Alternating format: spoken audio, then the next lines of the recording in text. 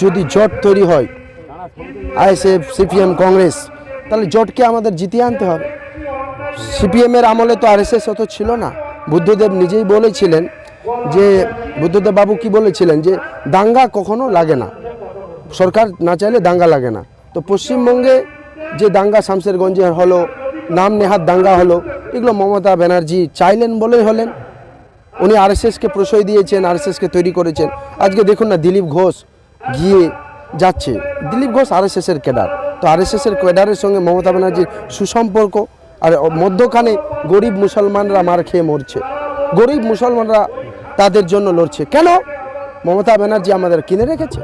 আরে বিজেপি আসবে, আসুক, আল্লাহ আছে। কোনো এক বিজেপি নেতা তিনি বক্তব্যের মাধ্যমে বললেন যে 2026 মুসলমান শূন্য করে দেওয়া হবে ভারতবর্ষে, কোনো রকম মুসলমান থাকবে না। 26-এর পর গোটা ভারতবর্ষে বিজেপি শূন্য হয়ে যাবে।